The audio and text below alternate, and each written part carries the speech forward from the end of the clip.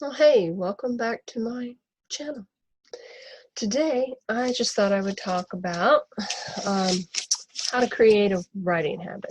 This has been one thing that's really been difficult for me. Uh, I have a lot of, I work from home, and I have a lot of needs for finding clients and um, taking care of the clients that I have. So it's always, my writing unfortunately always seems to take a back step, and I don't like that. So I finally just decided to buckle down and start to create a writing habit. Now, granted, I can't say that this is 100%, it's a process, but for the past week, it's really helped me to get some writing done, and actually, I've been able to finish a short story that I've been working on. So anyway, I've just got some notes here on what I'm doing to create a writing habit so I can continually, routinely write. Right. First one is to schedule it. Now, you've probably heard this.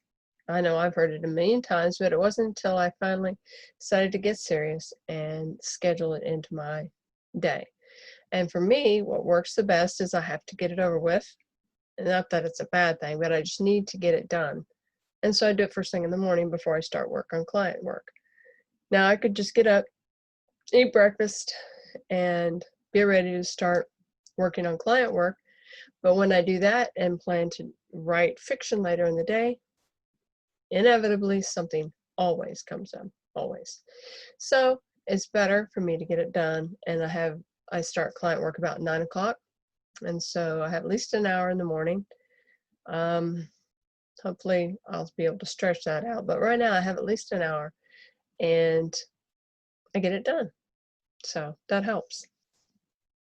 And actually, I'm fresh in the morning, so it's better for me. I know some people are night owls. I'm not anymore. I maybe was when I was a kid, but not anymore.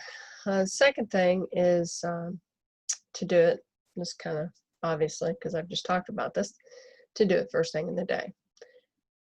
Or if it first thing in the day doesn't work for you, then choose a time where you're at your most alert and are ready to, actually, you don't want to be sleepy, but you don't want to necessarily be wide awake, because you've got your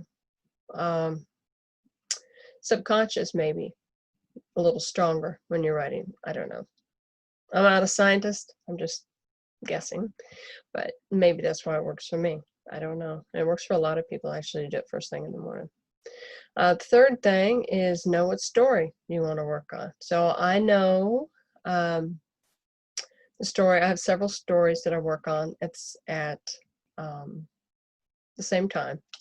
And so if I get stuck or I don't feel like working on one, then I can work on another one. And I make progress on each of them a little bit every day.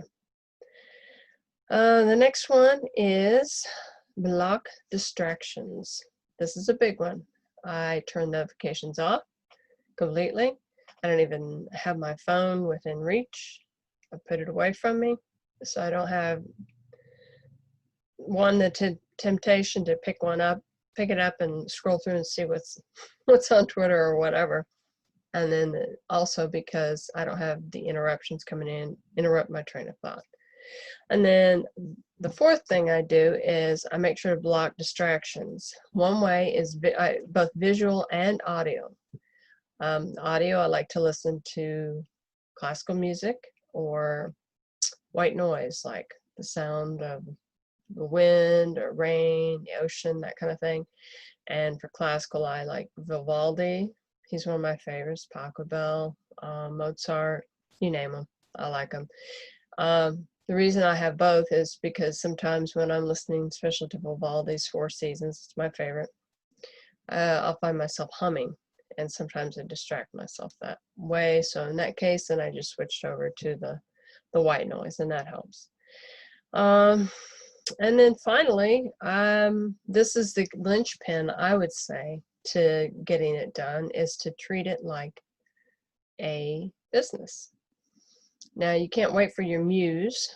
There's a famous writer, I can't recall, I'll have to look it up maybe, who says they know exactly when the muse will show up.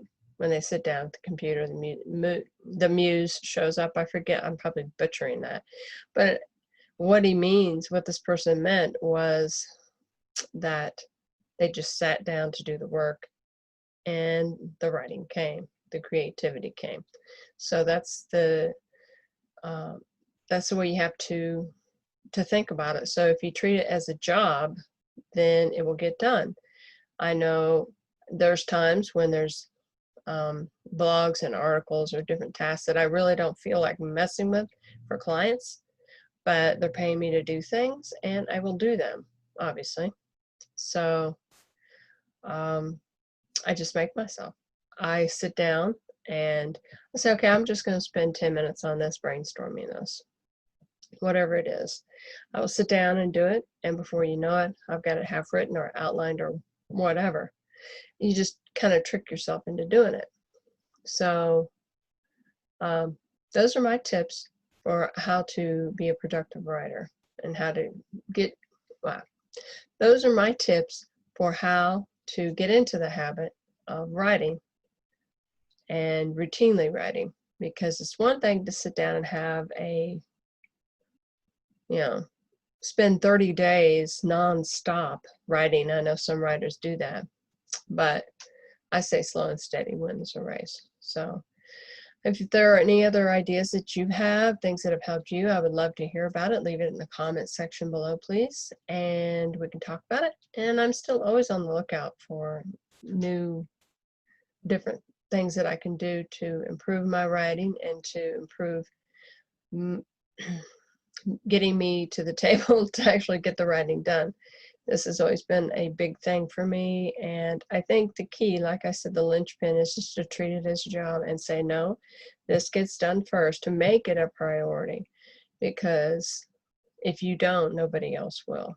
So as I always say,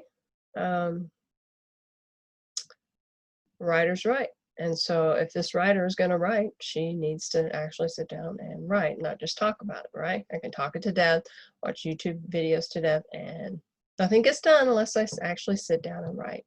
So if you haven't already, please click subscribe and hit the notification bell to be notified of my next video. And if you have anything you'd like to share, please leave any comments, any of your wisdom.